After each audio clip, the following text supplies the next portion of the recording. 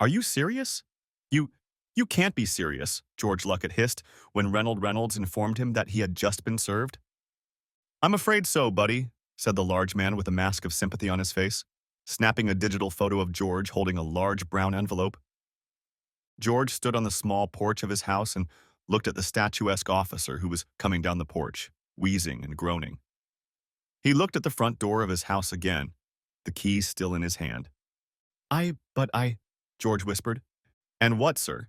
There's a restraining order. You need to call someone from the police department to come get your stuff, advised Reynolds as he removed himself. Shit, Samantha, huh? What is it? Yelled George through the door. Sir, you've been notified of a restraining order, Reynolds said as he opened the door of his big 39-year-old Cadillac coupe. Don't make it any worse than it has to be, okay? George shook his head in bewilderment. As far as he knew, he and Samantha were happy.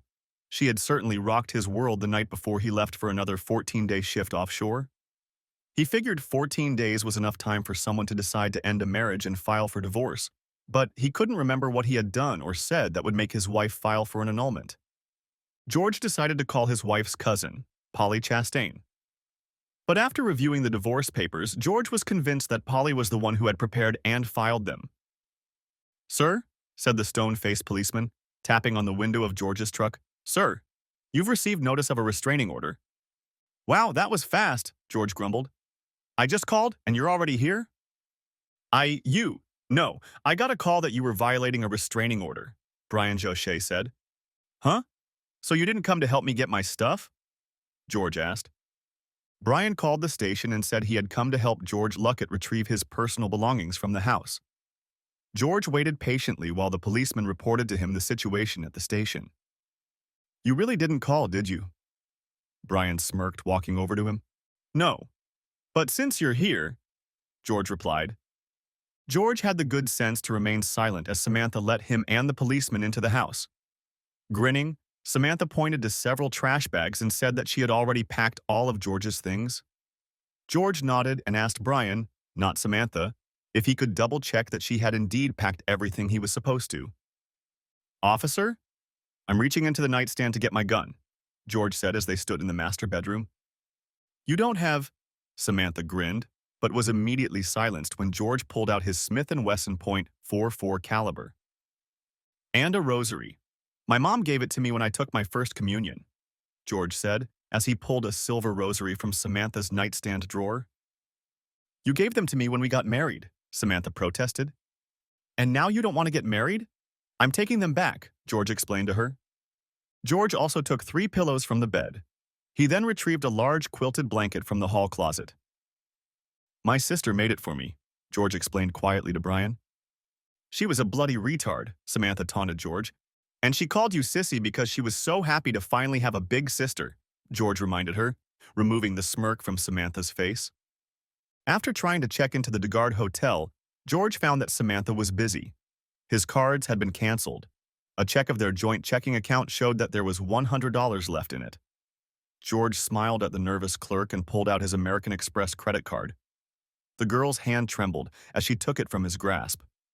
George almost laughed when she exhaled. She didn't know about that card, George explained to the girl. I used it to buy her birthday and Christmas presents. Back in the room, George reread the papers again. Samantha demanded $4,000 a month in spousal support and full ownership of the house, with George continuing to pay the mortgage and all utilities. In return, she graciously allowed George to keep all the money in their savings and checking accounts. George was genuinely puzzled. There was no indication that Samantha was unhappy with him or their marriage. True, she called him a stick in the mud, but that's what she'd been calling him for years. When they bought the house, Samantha wanted to run right out and buy this and that for the house. Instead, George carefully planned every major purchase. He also doubled his monthly mortgage payments.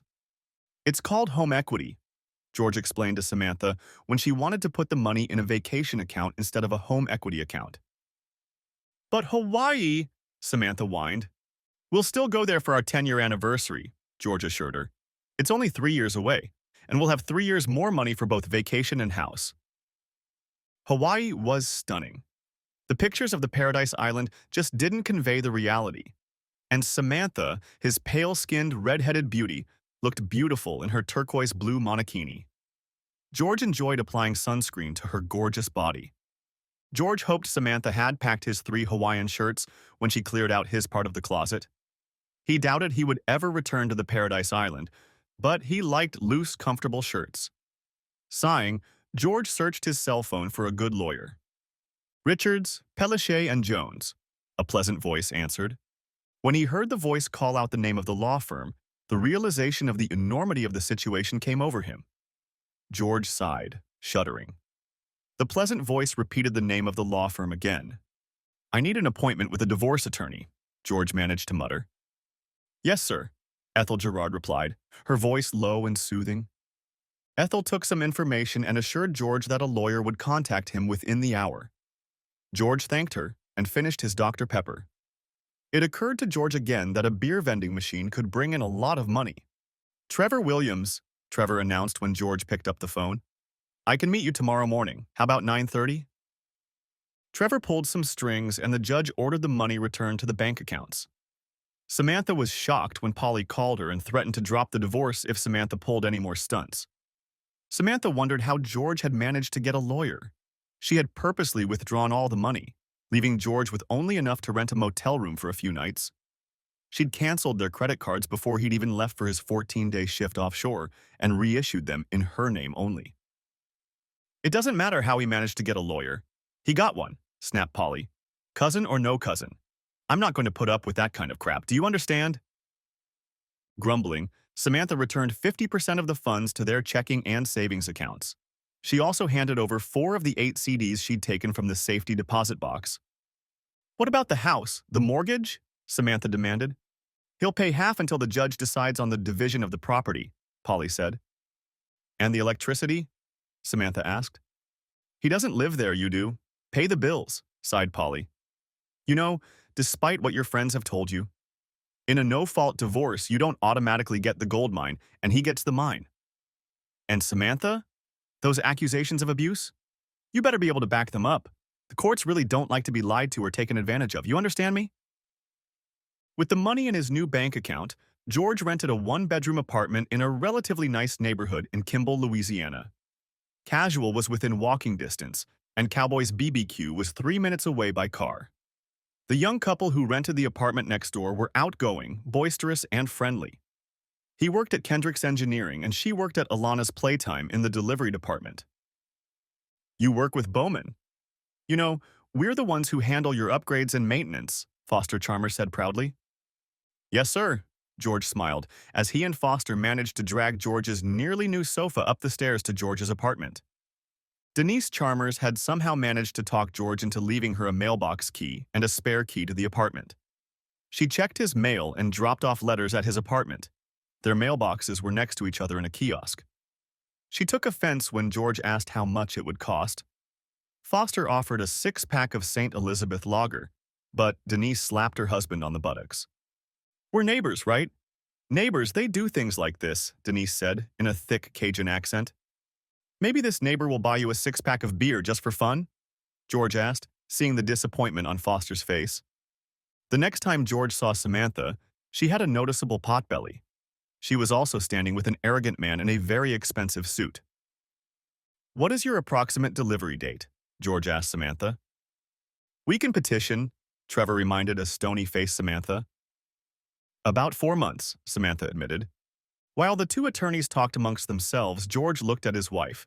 She was a real beauty, waist-length red hair, porcelain skin with a scattering of freckles on her thin nose. And you can dance too, Samantha laughed happily as they twirled to the rousing music of the band Zydeco. Now, sitting in the St. Elizabeth Parish courtroom, George was looking at his beautiful redhead again. It gave off that happy glow that pregnant women usually have, and George smiled sadly. Since Samantha couldn't produce any evidence, the restraining order was lifted. Trevor smirked when George whispered that he didn't have the slightest desire to be within 500 yards of her. Maybe, but it'll keep you out of jail, Trevor reminded George. So you can go grocery shopping and not worry that she might show up in the next aisle and start yelling that you're breaking the ban. Police? Not inclined to believe you weren't aware of her presence.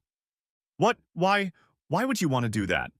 Samantha shrieked when George, through Trevor, demanded a paternity test. She's not yours. Insurance. You can't say you have the best insurance through your job, can you? George asked. But I'm already on your insurance, Samantha objected. Oh no, ma'am, you're not, laughed George bitterly. Before you can look away, I've already been served.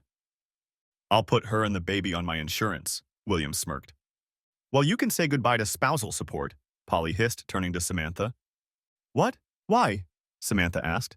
You and the genius just admitted that you engaged in fornication while you were married to and living with Mr. Luckett, sighed Polly. In the future, press your lips together and leave your boyfriend at home, will you? Before leaving for another 14-day shift, George took the blood work to Dr. Frank Roberts. He smiled and assured George that the DNA test could be done while the baby was in the mom. No harm would come to the baby. The sample was taken from the amniotic fluid, not the baby. Dr. Roberts told Trevor and Polly about George's concerns. Samantha's eyes filled with tears as Polly relayed this information to her. You know, maybe it's not too late, Polly said quietly to her cousin. Samantha only shook her head. She left her cousin's office and drove to Mouton Park. Seated on a swing, Samantha slowly rocked back and forth until the heat of the sun forced her back into the air-conditioned car. Bowman Engineering was insured through Young Insurance. Tricarter, William's place of employment, was insured through Mutual Fidelity Insurance Group. Dr. Roger Peeler accepted Young Insurance's medical plans but did not accept Mutual Fidelity. Dr. Ellen Sweetman accepted Mutual Fidelity's insurance plan, but Samantha had been seeing Dr. Peeler since she married George and was on his insurance plan.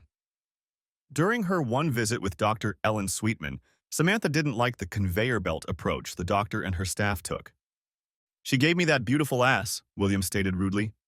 Oh God, shut up, Polly shouted at the man. Jesus, William, really? Samantha shrieked, thoroughly embarrassed. George smelled the odor of alcohol. He was sure the odor was not coming from himself, not from his lawyer, not from Samantha and her lawyer. Really? Well, she always said I was too big, George said quietly. But congratulations. I'm sure it's fantastic. Shut up, Trevor hissed, trying to hide his amusement. George smirked, watching as William blushed hotly, and the two paralegals and the reporter couldn't hide their snickering. William looked at Polly with hatred as she ordered him to leave the conference room. After the papers were signed and notarized, Trevor and George went to the restroom. George was sure he'd picked up some kind of bug during his shift at the beach. His bowels were loose. Trevor spoke through the closed stall door and wished his client well before leaving. Yeah. I've got 3 days to get it all out of my system, George muttered. Exiting the restroom, George almost bumped into Samantha, who was coming out of the women's restroom. George apologized and let Samantha walk him to the glass doors of the office building. Getting into his pickup truck, George saw Samantha looking around. His first impulse was to shrug and drive away. She'd filed for divorce, she'd evicted him from his own home. But a second instinct took over, and he rolled down the window of his pickup. Problem? He asked. Me, William, we parked right here, Samantha stammered, pointing to an empty parking space. Where are you going? George asked, pulling his cell phone out of the pickup's console. Home, I guess, Samantha admitted. Okay. Oh, how about this? Uber's on its way here, George said, looking at his cell phone screen. You don't have to do that, Samantha stammered, embarrassed. Samantha, were you two complete strangers? I wouldn't have been able to just drive off and leave you here. But you're not a stranger. You're the mother of my child, George said softly. Hey, how about this? I order lunch and I get a notice that you need a ride, said a smiling young man who pulled up in a fairly new BMW. Are you George? I'm George. That's exactly what I told her. You're on your way, George said. Thank you. Have a good day. Samantha's eyes filled with tears again as she watched George's truck pull out of the parking lot. She sat in the back seat of the Uber driver's car and waited while paralegal Polly accepted several packages from Cowboy's BBQ. Dude, now I'm really hungry after smelling the food, laughed the young man, and I'll take you to… Oh, hey, there are some nice houses in that neighborhood. Yes, there are, Samantha agreed quietly. Denise sent Foster to George's apartment with a large bowl of her chicken noodle soup. George and Foster smirked at Denise's insistence that chicken noodle soup would cure whatever George had, But George ate the delicious soup anyway. After washing and drying the bowl, George filled it to the brim with Reese's Pieces. Denise blabbed that it was her favorite treat. Foster and George laughed at Denise's squeal, although she protested that she shouldn't have done it, that she didn't need the calories, and George knew how fatty the candy was. Denise happily ate a handful of candy. While overseas, George used autopay through his bank to pay all of his bills. Without knowing why himself, he smiled when he saw among the bills a bill from Dr. Roger Peeler. "Hey, we're going to Vermilion, and so are you," Denise ordered as George entered the house. "Okay," George smiled, realizing that arguing with his stubborn neighbor was not going to lead to anything good. "Shirley Fournay is playing. Do you like her?" Denise continued. "She has a friend from work she wants you to meet," warned George Foster as Denise returned to the bedroom to finish getting ready. "She's not from work. I just saw her at work," Denise corrected. Tammy Hale was a real estate agent with fiery red hair and a flamboyant personality. George had liked her from the start, and the feeling seemed to be mutual. They danced almost every dance, and when they stopped for a beer, they chatted and laughed. But even though the evening was enjoyable, both Tammy and George realized that there was no spark between them, no real chemistry. They parted, kissing each other on the cheek and sincerely thanking each other for a fun time. "Denise isn't going to leave," Foster said, and George smiled and shrugged. "Look, I work all the time," George said, "so it's hard for me to meet women on my own." "See?" Denise exclaimed triumphantly. "So you just keep quiet." "But Denise, no more redheads, okay?" George said, showing Denise a picture of Samantha on his cell phone. "Oh, so why didn't you say anything?" Denise sighed, noticing that Samantha and Tammy could be sisters. "Because you never asked," Foster declared triumphantly. "You were going to get some," Denise stated. "And now?" "Come on, woman, I asked you to dance," Foster whined as they closed their apartment door. The thick envelope lay on the kitchen table with the rest of the mail when George returned from a nerve-wracking shift. A tropical depression threatened to turn into a hurricane, and George, as shift supervisor, kept a constant eye on the weather. He slept little and worried every day about whether he would have to evacuate the rig. He was thankful that he had transferred to the ship and left all the worries and stresses to Greg Bookhammer, the other shift supervisor. "Sure," George grinned, as the Weather Channel app on his phone showed the depression ebbing and flowing that morning. The legal certificate of divorce, however, did little to lift his spirits. George sullenly read the legal article and for a moment wondered how Samantha had felt when she received a copy of the decree. George poured himself a few fingers of chocolate-flavored Iron Barrel whiskey into a small glass and drank gloomily to his failure as a husband.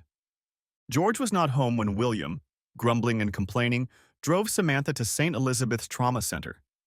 11 hours later, with only Dr. Peeler and a nurse helping in the delivery room for the last 2 hours and William excused to the cafeteria, Samantha gave birth to Cynthia Barbara Luckett. William was outraged that the child bore that son of a bitch's last name rather than his own. "We're not married. Why should I call her Carter?" Samantha said tiredly. "But isn't she beautiful?" "Uh-huh," William agreed, not even looking at the crumpled and bruised mess in Samantha's hands.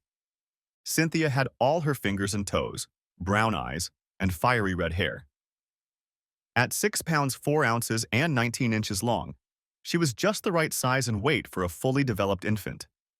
George nodded contentedly at the news of his daughter's birth. His mother's name was Barbara, and he wondered if good old William knew that little bit of information. Samantha's mother's name was Cynthia, but that was also the name of George's beautiful, sweet, loving sister. George wondered if Samantha remembered that when she called her baby girl Cynthia. George wondered if Samantha remembered Cindy's happiness at finally having a big sister. George wondered if Samantha remembered taking Cindy to the zoo in Lafayette, taking her to Bowl-O-Rama. George wondered if Samantha remembered holding Cindy's hand when Cindy's congenital heart defect took their special baby sister away from them. Once on dry land, George immediately bought Raggy Andy and Raggy Ann dolls for his daughter. Apparently, Samantha had a new phone number. He received a message that the number had been changed or was no longer in service. George didn't want to show up unannounced and called Polly Chastain's office. Polly promised to call Samantha. Samantha called George less than 3 minutes later. She agreed that now would be a good time to come in and see the baby. George flinched when he saw William's Mercedes-Benz in the open garage. The message was loud and clear. William had left the door open so George could see him and realized that he had been replaced by a better-looking, richer, and more handsome man. William smirked from behind Samantha's back as she opened the front door to let George into the house. Samantha smiled happily as George handed the sleeping girl 2 dolls. He placed the dolls on the footboard of the crib, then squatted down and just stared in wonder at the beautiful baby girl. He paid no attention to William's posturing and preening and focused all his attention on his daughter. "Oh, I almost forgot," George said and held out a small package to Samantha. "This is for you." "What is it?" William asked. "When she opens it, you'll see," said George and squatted down again to look at the beautiful baby girl. "Oh, George, it's..." Samantha choked at the sight of a 5x7 silver photo frame with Cynthia's name and date of birth engraved on the bottom. "You put her baby picture in there," George said, and snapped a picture of Cynthia with his cell phone. "Hi, honey, it's me. Hi, it's Daddy." Excuse me? She's going to call me Daddy," William stated. "Maybe," George agreed easily, though his blood was boiling. "I'm sure she'll have names for both of us." William interjected into the conversation again when George politely asked for Samantha's new phone number. When she called it, only private popped up on the screen. George's statement that he only needed the phone number because of their shared daughter didn't reassure William, who muttered that George didn't need Samantha's phone number. "Oh, okay," George said. "I can always call Polly, I guess." George was 3 blocks from the house when his phone buzzed. He looked up and smiled. Samantha had sent him her phone number with the text, "Cynthia." The day before he went ashore again, Cynthia was awake. And even better, William wasn't around. Sitting in his new rocking chair and holding his precious baby girl in his arms, George sobbed happily. "I'm sorry, but you have to leave," Samantha said softly but firmly. George nodded obediently and walked out of the house. However, when he saw William's Mercedes-Benz around the corner, he laughed. He smiled broadly and waved at William as their cars passed each other. The tinted windows blocked George's view, but George was sure William hadn't responded to his friendly greeting. Trevor had to intervene when Samantha objected to George inviting his daughter into his apartment. Samantha panicked when she realized that Cynthia would not be in her home, Cynthia's crib, for the foreseeable future. She insisted on coming over and inspecting the apartment to make sure her child would be in a safe environment. Hi, I'm your Aunt Denise." "Hi," Denise Chalmers stammered as George carried the infant from his truck to the front door. "George, who's that?" Samantha asked, concerned that the short, stocky woman was talking excitedly about her daughter. "Hey, Willie, do you believe the Saints picked Jameis Winston? I mean, yeah, I know Breeze retired, but what about Taysom Hill, huh?" Foster asked as William shadowed Samantha, looking around at everyone and everything. "Me, what? Dude, this is William, okay? Not Willie," William corrected himself. Reluctantly, Samantha approved of the cast-iron crib that matched the cast-iron double bed. She was not surprised to see that the bed was neatly made.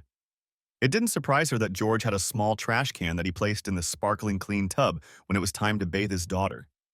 Nor did it surprise her that there was baby soap, baby shampoo, and baby lotion. "And I told him to get some AAND ointment because it's the best for diaper rash." Denise showed Samantha the tube of ointment in George's medicine cabinet. "Do you use cloth or disposable diapers?"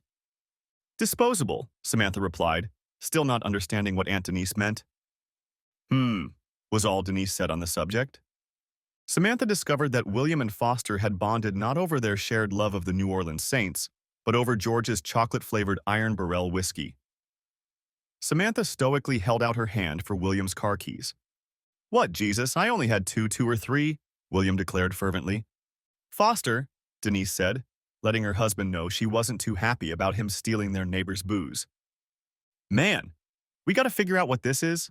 An iron barrel. Oh, hey, chocolate? Denise, you know whiskey comes in different flavors?" Foster said cheerfully and drunkenly as Denise led him out of the apartment. "Keys? Or I can take an Uber," Samantha demanded as William staggered up from George's comfortable couch. Samantha pulled William toward the car. Samantha made sure to schedule Cynthia Barbara Luckett's christening for Sunday, when George would be home. At the christening, Richard Chastain, Samantha's father, made it clear to George that he was very disappointed in his daughter's act. Richard and George have always had an awkward, strained relationship. Richard was sure his daughter was capable of more than marrying a boor. Even after George had been promoted to shift supervisor, her father was sure she could do better. But now, even though William Carter owned a third of the stock in the Tri-Carter Oilfield Services Company, Richard wasn't sure his girl had changed for the better. And seeing George flinch when Cynthia cried when water was poured over her head and William just bored, Richard was sure his daughter hadn't changed herself. "It's not my doing," George excused himself as they dined at Samantha's house after the christening. "Yes, I know it is. At least she was honest about it," Richard grudgingly agreed. "This woman keeps calling herself Aunt Denise. Is that your girlfriend?" "No, she's married to that jerk over there in the Saints jersey," George laughed, pointing to where Foster was standing, eating hot meatballs and whistling because they were too hot. The party was soon over. Foster and Denise left. The Saints were battling the Carolina Panthers, and Foster didn't want to miss the second half of the game. Some of Samantha's co-workers at Casa Ole Mexican restaurant left once it became clear the alcohol wasn't going to go out. "She's going to call me Daddy," William teased George as George sat down and began to rock the baby. "Oh, I'm sure she'll have a name for you," George said as he met William's gaze. "William," Samantha said, pressing her lips together. "And if it isn't, I have a few suggestions," George said and smirked when Richard laughed. "George," Samantha said, pressing her lips even tighter together. "Bye, honey, bye," George whispered softly to the sleeping infant. "Daddy misses you already." "Thank you," Samantha said quietly, as George put his hand on the doorknob to his daughter's room. "The cross and chain are very pretty. I'm sure when she's old enough, she'll wear them with pride." "I'm sure she will," George smiled. Monday afternoon, George was walking from the laundry room of their home when he saw a little girl standing in front of Denise's door. The girl had thick brown hair that almost touched the sidewalk in front of the door, but she had gathered it into a high ponytail. When she turned to see who was coming up behind her, George was struck by her clear green eyes. They usually get home around 5:30 to 6 o'clock, George offered. "Oh, okay," the girl said, already fully turned around. George saw that it wasn't a girl, but a very short woman. "Hi, I'm George," George said, unlocking his apartment door. "George Luckett." "Oh, you're George? The one with that beautiful baby?" The girl chirped, and her pretty face broke into a broad smile. "Yes, ma'am, I am. And let me tell you, there is nothing more beautiful than my Cynthia," George agreed proudly, placing the laundry basket in front of the door. George pulled out his phone and showed the girl the latest pictures taken at Cynthia's christening. "Oh," the girl sighed. "Hi, I see you've already met Cha-Cha," Foster said. Charlene Charmer's face instantly turned from an adoring smile to a disgruntled grimace. She shifted her gaze from Foster's laughing face to George's slightly curious face. "I see you've met my second favorite brother," Charlene snapped at him. "And how many brothers do you have?" George asked, certain that there were only sisters in Foster's immediate circle. "One," Charlene snapped back. George carried the laundry to his apartment and then crossed the threshold of the Charmers' apartment. Foster was making coffee. George couldn't understand how Foster and Denise could consume so much caffeine and still sleep. "Foster said you work offshore?" Charlene asked. "Yes, I'm leaving tomorrow for renovations," replied George. "Why was I doing laundry?" "I'm the administrative assistant," Charlene said proudly. "She works right down the street here," Foster said, his pride obvious. "And where do you work?" George asked, thinking the girl looked very young for an administrative assistant. "I work for Vickers and Dumas. They do investigations," Charlene replied. "Maybe they need to find out where the others are." Foster suggested. Suggested Foster. Suggested Foster. Suggested Foster. "Hey, George, maybe you noticed? She's no taller than 3 feet up there." "George, do you have coffee in the next room?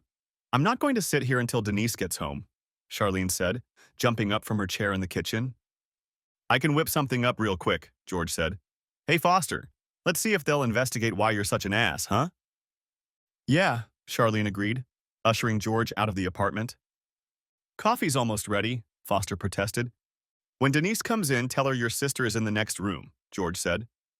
At his apartment, George learned that Foster's sister's name was Charlene, Charlene Paula Charmers. Because her name was Charlene Charmers, her family gave her the hated nickname Cha-Cha. Charlene was 19 years old and enrolled at St. Anne's Military Technical Institute as an administrative assistant. Nicole King's scholarship had paid for her tuition, and now she planned to contribute 5% of her paycheck to Nicole King's scholarship until she paid them off. My cousin Michelle went to UCLA for 4 years, got a degree in literature, and now she works at St. Elizabeth's Hospital, Charlene said, and sipped her coffee. I like your mug. Where is View Island located? Is it in the bay? Speak a little slower, George suggested, pouring himself a mug of decaf. View Island, Charlene pronounced. Well, even though we just met, I love you too, George smiled. Island. Oh, Charlene said, and then laughed a happy musical laugh. My fool husband says you're here, said Denise, bursting into the apartment. George, did you show her some pictures of that beautiful baby? Of course, Charlene replied, jumping down and hugging her 4-foot 11-inch tall sister-in-law. Did Foster tell you I work right there? Right on Vickers and Dumas? In Lopez Square, right there? Denise clarified, pointing to the squat, ugly building. Uh-huh, Charlene said proudly. George found himself being dragged back to the Charmer apartment while Denise prepared dinner. George decided that he would buy Charlene her own 16-ounce mug labeled Island View. Figuring out that her favorite color was pink was fairly easy. Foster, Charlene, and Denise answered the question in unison. Somehow, between dinner and George finally dragging himself out of the apartment, he promised himself to take Charlene to Vermilion for a night of dancing the next time he came in from his shift. Aunt Denise immediately volunteered to be a babysitter for Cynthia Luckett. Hey, look, my sister, my little sister. She's only 19, you hear? Foster looked threateningly at George. And how old were we? Denise yelled at her husband. My God, me, could you be any more douchey? Charlene pounced on her brother, blushing hotly. We're going to dance. We're going to dance. That's it, okay? After returning from his 14-day shift, George insisted on picking up Charlene from her parents' house. He insisted on going into the house to meet Hank and Debbie Chalmers. Charlene watched in amazement as George and her overprotective father told tall tales about deer seasons in the not-too-distant past. They promised that they would try to get together to hunt this season. Surely this one? Daddy, I don't want to eat venison, Hank said embarrassed, affectionately slapping his daughter's compact buttocks. Hank, Debbie smiled, shaking her head. Daddy, Charlene whimpered. The band Zydeco was a good band with an annoying singer. The blind guitarist sang all the songs through his nose, giving everything a nasal sound that didn't really suit the music or his voice. But the band itself played upbeat music that you could stomp along to. When are you picking up Cynthia? Charlene asked as George walked her to the front door.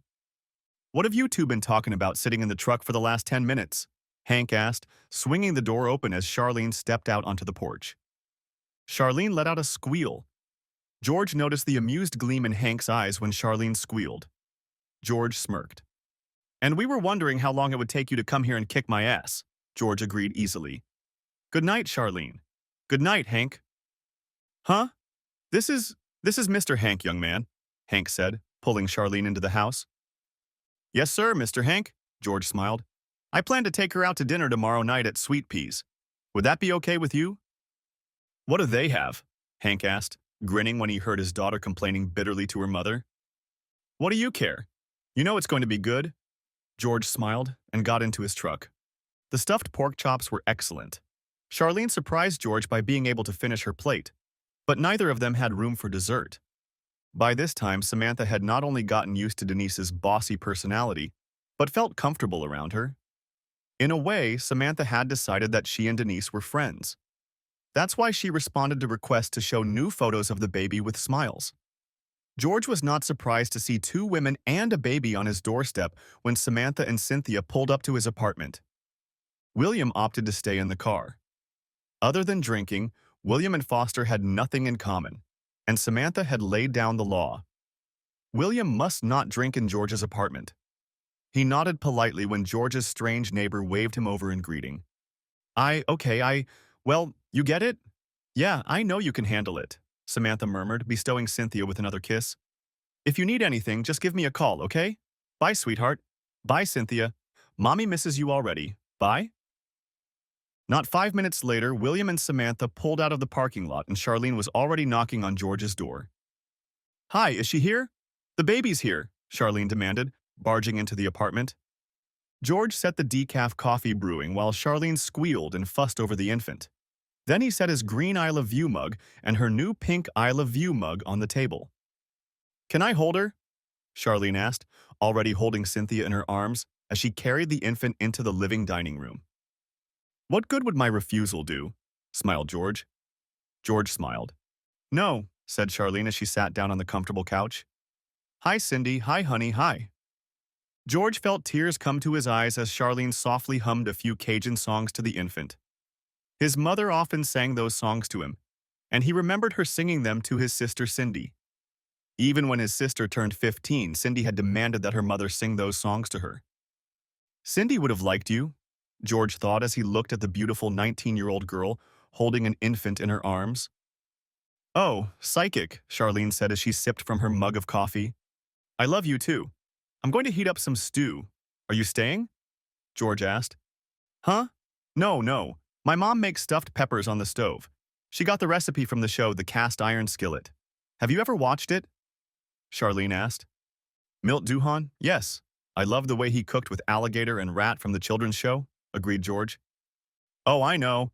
I laughed when he was about to hit alligator with the skillet, Charlene giggled. After kissing, Charlene left his apartment. George ate dinner, then bathed his baby girl and fed her milk from a bottle. He tried to remember the words to the lullabies, but most of the songs had to be hummed while he held the baby in his arms. The management company dropped a notice in the mailbox. George had a month left on his lease. If he signed on for another year, they'd take off $100 for the first month's rent. If he signed for 6 months, they'd charge him $50 for the first month's rent. But if he decided to rent month to month, the rent would go up $25 a month. At least you did one good thing, Denise, George thought to himself as he called Tammy Hale. So what are you looking for? Tammy asked pleasantly. Denise said you had a baby. Congratulations. While he and Tammy chatted, George checked the Davis Realty website and saw a one-story house 3 blocks from his former residence. He gave Tammy the address and MLS number. Oh, is this the one? Oh, yes, sir. It's priced to sell, Tammy agreed. I can pick you up and… Tammy, if you don't have a car seat in your car, I'll meet you there, George insisted. Denise insisted and Foster, grumbling, tore himself away from the ESPN sports screen. Look, he has a nice fenced-in yard. You can put a swing set here, Denise declared. The basketball goal is already in place, Foster said, as he saw an old backboard and hoop set up over the garage. It needs a net for it. Yeah, he'll remove that ugly thing, Denise insisted. Really? George smiled. Yes. What, you think Cynthia's going to be a basketball player? Denise said. So what? Here. This is where you should put her baby bed, right here in this room. The next evening, Charlene went to look at the house. It was a 15-minute walk from her parents' house. It was quicker if she rode a bicycle and even quicker if she drove a car. Does this place have a gas stove? Charlene enthused. Tammy, let's start the paperwork, said George. The application was approved. The First National Bank of DeHardy gave George a home loan, and Foster was supervising the loading of George's furniture when Short Moves pulled up to the apartment complex. Denise supervised the unloading of George's furniture and boxes at the new house. The 3 muscular men were professionals. They knew enough to politely agree with everything the short woman said. Thank you, ma'am, the foreman said as Denise handed each a crumpled 20 and an even more crumpled 5. Men. Better believe the man she married? I mean, they put their feet on the floor, one of the men said, hurriedly moving on to the next planned step. My mommy could have spanked your ass with a wooden spoon and 5 minutes later with the same spoon cooked dinner, agreed the foreman. Those coonish women? Don't mess with them. Samantha arrived and brought Cynthia and William to George's new home. George was polite to both Samantha and William. In truth, he didn't want that arrogant, smirking man in his house. But George was old enough to realize that rudeness and inhospitality would accomplish nothing. Wow, you can walk here, Samantha commented. Yeah, you'll probably see us outside walking, George said, showing Samantha the new stroller he'd bought. Yep. No pool? William grinned, peering into the backyard through the atrium doors. William, Samantha said cautiously. What the hell? I can't say a word without you getting mad? William objected. Hey, whose Benz is this? Charlene asked, entering the house. Mine, William smiled. George, is that? Samantha asked. Samantha, this is Charlene Chalmers, said George. She's my girlfriend. George didn't know why he had a hard time admitting that this beautiful girl was his girlfriend. George assumed that part of his hesitation was because he was having a hard time accepting the fact that Samantha was his ex-wife and not his wife. Charlene? That's Samantha, George said. She's Cynthia's mom. Uh-huh, Charlene said, standing up next to George. Very nice to meet you. Charlene took George's hand, letting him know that he would have to explain or try to explain the slight hitch in his voice when he introduced her as his girlfriend. Samantha agreed. In Cynthia's nursery, George had placed a changing table as well as a new low dresser. Samantha was not surprised to see that the changing table matched Cynthia's crib. Nor was she surprised to see that it had an adorable lamp on it, a little ballerina reaching up and holding the lampshade aloft. It was part of what so annoyed Samantha about her husband, her ex-husband. Everything was neat and orderly and in its proper place. Their finances were the same, neat, orderly, and organized. They had money, and they could have gone to Hawaii. But George insisted they wait. And we had a lot more money to do a lot more things, Samantha murmured as she saw the toy box in the closet, several brand new toys waiting for Cynthia to start playing with them. Come on, Samantha suddenly demanded, grabbing William's hand. Samantha almost smiled. She could read the expression on Charlene's face. William, as narcissistic as he was, caught Samantha's intent as she grabbed his arm. George understood it all. Charlene was tearfully asking him if he was ashamed of her. If he was ashamed of her. Or maybe he hadn't gotten over his ex-wife yet. George hugged and kissed Charlene, lifting her easily into his arms. Softly and calmly, he explained to her the difficulties he faced when his ex-wife and his love were in the same room at the same time. Am I your love? Charlene asked, melting in his arms. While George and Charlene were making up, cuddling on his couch, William was in Samantha's living room. I'm leaving, Samantha said as she hurriedly crossed the living room and headed for the garage. I don't know when I'll be back. You're going to have dinner on your own, got it? Oh, okay, William said, rising to his feet. Love you. William didn't notice that Samantha didn't respond to the endearment. He walked over to the bar in the corner and poured himself a few fingers of St. Elizabeth Premium whiskey. After checking the weight of the bottle, William poured a few more fingers into the glass. Need to see you, Samantha texted her cousin Polly as William traveled the 3 blocks from George's new home to their house. Polly's reply didn't make Samantha very happy. Polly and her wife were at Casual, a small establishment that both women had decided to make their home. Samantha would have preferred complete privacy in Polly's office, or better yet, in her beautiful and cozy home, just without Whitney. Samantha didn't dislike the beautiful blonde, but it was damn hard not to like this humble, sweet, affectionate Whitney. Without Whitney's presence, Samantha could ignore Polly's lifestyle, pretend it didn't exist. Hey Terry, one more diet for me and they'll have a shot of that oak leaf, okay? Exclaimed Polly cheerfully as Samantha entered the cozy, quiet bar. Yay! Whitney giggled happily, leaning against Polly. Joe Bob, Carla's on her way, you hear? Terry, an older man, turned to the heavily intoxicated customer. Oh shit, that's great. She sees me like this, muttered Joe Bob, resting his head on the bar counter. Drink slowly, Whitney admonished as Terry placed a shot glass of the amber liquid in front of Samantha. Oh, son of a bitch, that's good, Samantha enthused, sipping the smooth whiskey. So how's it going? Polly asked, ushering Samantha and Whitney into a corner booth. Samantha started, stopped, took another sip of whiskey and shook her head. Polly gingerly placed her hand on Whitney's thigh, seeing that Whitney was about to come to Samantha's rescue. The appearance of a beautiful but haggard blonde interrupted their conversation. They couldn't hear what the woman was saying to the drunken man, but they could hear the desperation in her voice. Yeah, hell yeah, let's go, Joe Bob growled, lowering himself onto the stool. Taking another breath, Samantha looked up at the dark paneled wall and spoke. She quietly told the 2 women that she felt suffocated, trapped in her marriage to George Luckett. She wanted to live, wanted to have fun. But George couldn't or wouldn't be spontaneous and fun. He even makes his bed before he leaves the room, Samantha grumbled. Swears he can't leave the bedroom until... Whitney giggled, and Polly playfully slapped Whitney. Samantha paid no attention to the lovers' tiff between the two women, continuing to complain that George had carefully thought out, planned, and prepared everything. She then recounted her encounter with William when he came to the margarita on Friday. As an attractive red-haired girl, Samantha was used to being approached by male and sometimes female customers. Most of them stopped when Samantha showed them her very beautiful engagement ring and matching wedding band.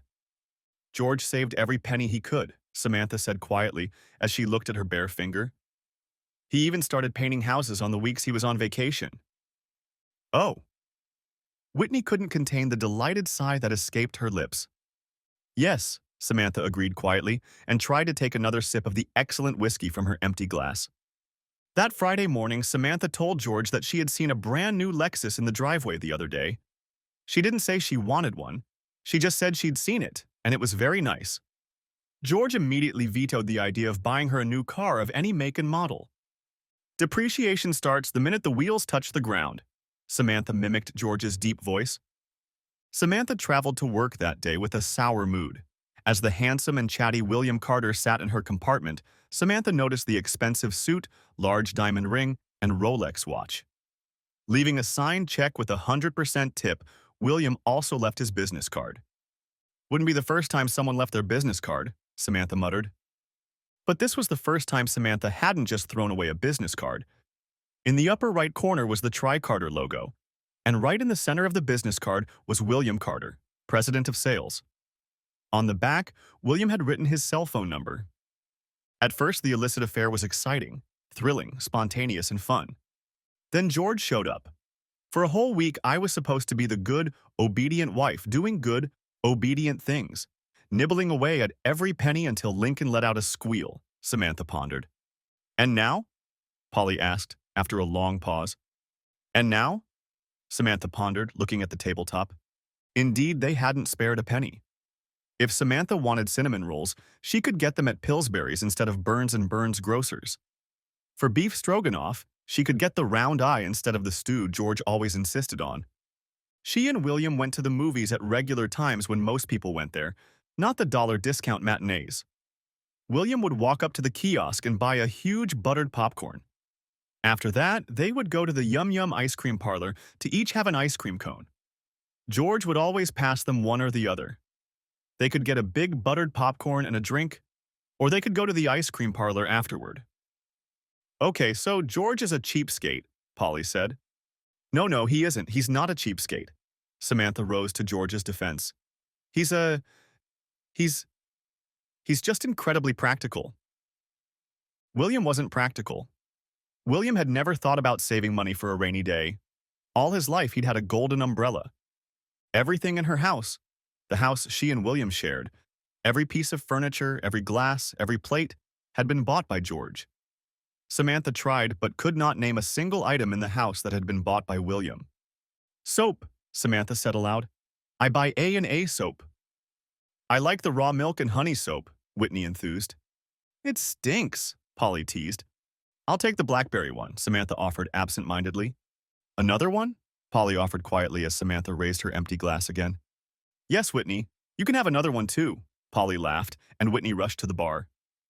You don't drink, Samantha remarked as Whitney placed 2 shot glasses on the table. It's bad for the baby, Polly smiled, and Whitney let out another happy squeal. Samantha was shocked when Whitney's hand ended up on Polly's flat tummy. Polly put her hand on Whitney's hand, pressing it against their baby. Samantha took a sip of whiskey and tried to smile at her cousin and her cousin's wife. Obviously, they were both excited about the pregnancy. William was content strutting around the house like a proud rooster in the henhouse. Until George's damn DNA test came back, showing that George, not William, was the father of the baby.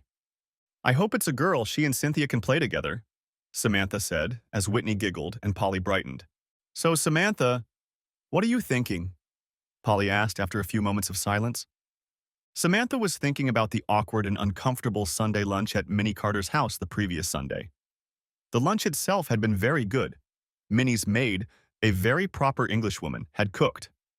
Minnie was polite but cold to Samantha and didn't even look at Cynthia. Natalie, William's sister, had an unruly 2-year-old daughter, Elizabeth Carter. Natalie was somewhat friendly with Samantha. Andrew, William's younger brother, brought his wife, 5-year-old daughter Rihanna, and 1-year-old son Andrew Jr. to dinner. Andrew was a redhead with hard, cold eyes. His wife Victoria was a bizarre sight with facial piercings and tattoos. Andrew called her Rhea, and Samantha did the ridiculous thing of calling the ugly blonde Rhea. "Samantha, honey, we're not lovers," Victoria said stiffly. "So don't call me Rhea, okay?" "I'm sorry, I'm so sorry," Samantha stammered. That was the end of the conversation. The old servant responded to Samantha's compliment on his cooking with a stony nod.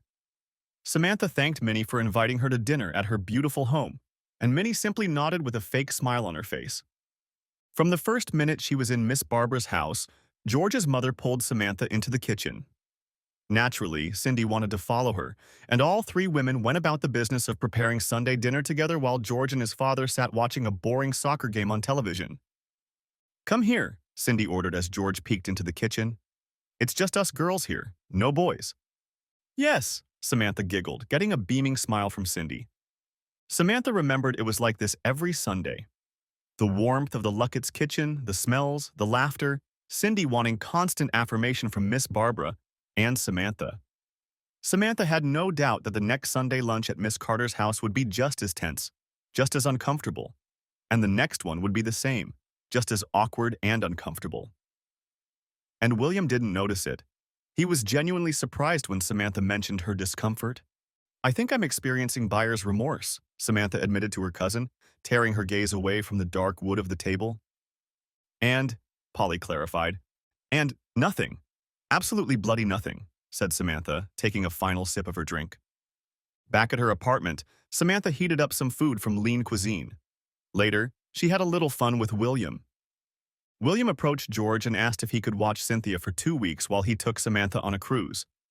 George made arrangements with Bowman, but not for William or Samantha, but for his daughter. When they boarded the ship, Samantha was almost frantic. Before, when George had their daughter, she was only a few steps away from him. But here, on a cruise ship, she was several hundred miles away from them. If the baby needed her, Samantha would have no way to get to Cynthia. Damn it, damn it! Do you hear that? Do you hear that?" William enthused, stretching out on the bed in their quarters. "Huh?" Samantha asked, looking around. "Right? No screaming and crying children," William grinned. At that moment, Samantha hated William Carter with all her heart. Her child, her precious little girl, was not a nuisance. Her daughter was not a nuisance, not an inconvenience. And so, on the other side of the glacier, William dropped to one knee, holding out a 4-carat square-cut diamond ring. To Samantha's eyes, it was one of the ugliest rings she had ever seen. It was simply gaudy. Although Samantha was sure they were asking a considerable price for it, it looked cheap and tasteless. "No," Samantha replied quietly but firmly. What? You've got to be kidding me?" William whispered, genuinely shocked. "No need to make a bad situation worse," Samantha sighed and turned to join the tour group. The return trip passed in stony silence. For Samantha, the return trip was more pleasant. William didn't pester her with questions, and she was much closer to her baby girl. As soon as the door of the house opened, William began to gather his things. Samantha grabbed her car keys and went to rescue her baby girl and drive her home. "Hey, she's almost down," whispered a tired George as he let Samantha into the house. Samantha stood and listened to Charlene quietly singing along to Cynthia. Samantha remembered Miss Barbara singing those songs to Cindy. Samantha's eyes filled with tears when she heard the familiar lullaby. "Yes, Mommy, it sounds like we've had colic this week," George admitted, as Charlene carried the sleeping baby out of the room. "Colic? Oh no," Samantha exclaimed, feeling terribly guilty that her baby wasn't feeling well and she hadn't come to the rescue. "Hi, Samantha." Charlene smiled tiredly as she entered the kitchen. "What's up? How did it go? I've never been to Alaska, you know?" I hated it," Samantha admitted. "I'm drinking your last beer," Charlene informed George. "Really? And this is despite the fact that I've already put another 6-pack in there?" George asked. "I see you're still only drinking 1 pack at a time," Samantha smiled softly. "Yep. Hey, there's a lot more room in the pantry," George defended himself. "Samantha, do you need anything?" Charlene offered, unscrewing the lid off the barley turling. "How cold is this beer?" Samantha asked. It should be cold by now, replied George. Okay, I'll come back tomorrow. And when are you going ashore? Samantha asked, glancing over to Cynthia. Tuesday, said George. Then it won't be 4 weeks before I'm back. I've swapped with Greg for that extra week. And that's so like you, Samantha thought, almost angry at George's practicality. No, you can't use a single day of vacation. No, you have to try to think things through to make everything better. Damn it, damn it. When Samantha returned, the house looked like a tornado had swept through it. William hadn't broken anything, but he hadn't bothered to put everything back in its place. Dresser drawers hung half open, hangers of clothes lying on the floor and on the bed. Sighing, Samantha put everything back in its place and then vacuumed the entire house. She smirked. She was doing exactly what George would have done. Cynthia's child support payments always arrived 3 days before the due date. Because of her infidelity, Samantha was not receiving spousal support. In addition, Samantha did not need spousal support. She had William and William's credit card that she could count on. 2 months after William left, Samantha realized she was in trouble. Her meager savings had run out. She was faced with a choice: pay her mortgage or pay her utilities and buy food. But she didn't have the means to do both. Most of the child support was picked up by Happyland Daycare, where she brought her daughter when she went to work on the 2 weeks George wasn't home. "Daddy, I need help," Samantha said. "You need help? Do you need help? The damn insulin tripled in just a month, and the damn insurance company is trying to say that the tree that fell on the house wasn't caused by the damn hurricane. It wasn't a hurricane, then what? It's not like I pushed it on the house," her father muttered into his cell phone. "Do you need help? Join the club?" George smiled happily as Samantha led their daughter into the house. A few minutes later, Denise and Charlene showed up. Samantha burst into tears, and George was sent to the nursery to nurse their daughter while his friend and his girlfriend comforted his ex-wife. "Women, eh, Cynthia?" George said. "Oh, wait, you're one of them too, aren't you?" "Yes, I'm in. But promise me, no matter what, to always love me, okay?" "I will," Charlene said from the doorway. "George, you have to come to us." With tears in her eyes, Samantha admitted that waitressing wasn't the right job for her. The hours were long and the pay was minimal. She needed every penny from the tips, and the tips weren't very reliable. "So what do you want from me?" George asked. "Yes, ma'am, I'm still working." "Ma'am, what if it wasn't for the Nicole King Scholarship? I don't know where I'd be," Charlene mumbled on her cell phone. George, I don't know," Samantha admitted, avoiding looking her ex-husband in the face. "Here, you need to talk to this woman. Can you hear me?" Charlene said, placing her cell phone in Samantha's hand. "Hello? Charlene, who is this?" Samantha asked. "Hi, this is Kampala Jeffries. I'm the current chairperson of the Nicole King Scholarship. Miss Charmer said you were the perfect candidate to help us. As you may or may not know, all recommendations given by previous scholarship recipients are moved to the top of the list," the pleasant voice soothed. "How about 3 hours?" 3, when? What day?" Samantha asked. 3 o'clock today, Miss Luckett," laughed Kampala. "Now go home and put on something pretty." "No, I'll come with you," said Charlene. "You see, by God's will I have a half day today." While Samantha cleaned herself up and put on some nice clothes, Charlene taught Samantha what to say. Finally, Charlene decided that the outfit was pretty enough and Samantha's makeup was good enough. "Hello, Mrs. Jakes. Have we arrived in Kampala?" Charlene said to the receptionist as she and Samantha entered the lobby of King Sanitation. "Are you Miss Luckett?" Sheila Jakes smiled. "I'll let Mrs. Jeffries know you're here. Charlene, how are you?" "She'll see you now," Sheila told Samantha after a moment. I'll take her. I know where it is," Charlene said, and grabbed Samantha's hand and dragged her down the hall. "Charlene, hi." The attractive African-American woman smiled, rising to her feet. "Are you pregnant?"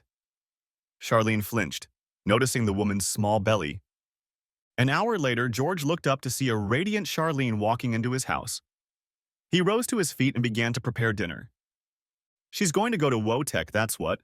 She thinks she can be an administrative assistant like me," Charlene announced cheerfully. "Should I be worried? Are you socializing with my ex-wife?" George teased. "Hey, we're both Cynthia's moms," Charlene defended herself. "We have to get along with each other for the sake of the baby." George was stunned when Samantha burst into the house and called out to Charlene. Charlene left George in the kitchen. Samantha held out a brochure from St. Elizabeth Parish Military Technical School and excitedly showed Charlene that among the courses was childcare. She and Charlene settled down on George's couch and began to read the other options.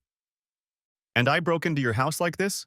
I bet you'd put a load of buckshot in my ass," George thought to himself as he made the potato pancakes that Charlene loved so much. "Do you have enough?" Charlene asked, and George smiled. "Yes, I have enough," said George. "I'm sorry," said Samantha as they sat down to eat. "I know if you broke into my house, I would have been really upset, but I was so excited when I saw kindergarten and—" "We have a doorbell," George said calmly. "And I'll use it next time," Samantha promised. "How do you always get everything so perfect?" Charlene asked. "The potatoes? He adds cream," replied Samantha. Cynthia shrieked and George waved his hand for both women to return to their seats. "So when do you start?" George asked. "Oh, not this Monday, but next Monday," replied Samantha. "I have to let them know my choice by this Friday so they can make sure there are seats available." "I'm sure you'll do fine," George said as he cleared the dishes off the table. "Yeah, I hope so," Samantha said, losing some of her enthusiasm. "I mean, remember? I went to UCLA for 1 semester, got 3 Ds and 1 F." "Yeah, and what did your father say?" "Was too busy playing and studying," George agreed.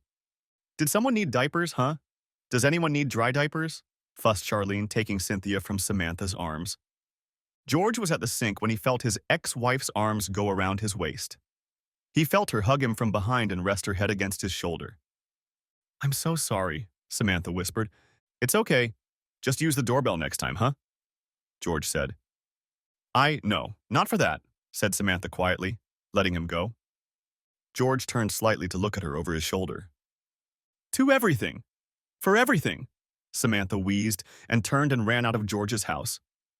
George wrung out the sponge and placed it on a small wire tray in the back of the sink. He heard Samantha's car pull away. George heard Charlene singing to Cynthia as she carried the girl from the nursery to the living room. "Yeah, I'm sorry too," George said. "And I'm not sorry." As George entered the living room, Charlene lifted her head from her seat on the couch. The warm, happy smile she bestowed on George made him smile back. The next day, Hank and George met at the dead end to eat meatloaf with red or brown gravy. A very pretty strawberry blonde was bouncing and wriggling to some hip-hop tune, and Hank and George agreed that music wasn't the same after Chet Atkins died.